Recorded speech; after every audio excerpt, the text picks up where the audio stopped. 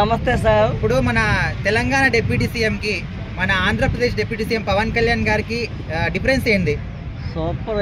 Andhra Pradesh CM గారు super అండి.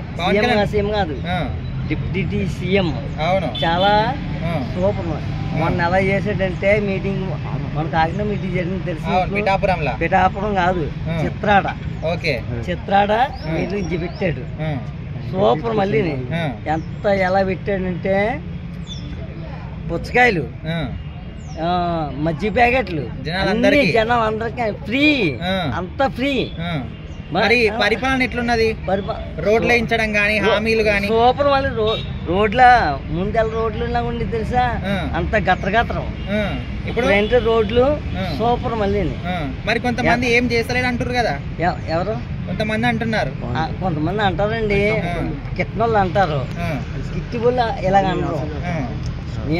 నేను ఆయన పార్టీ కూడా కాదు అసలు, కానీ ఆయనకు వచ్చేసినప్పుడు చూసారా ఎంత మంచి పరిపాలన అలా ఉంటే అలా ఉంటది.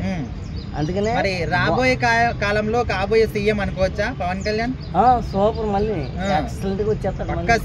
సీఎం అయినా వస్తాడు. ఓకే, ఇంకా నేను అంతగా ఎక్కువ చెప్తాను.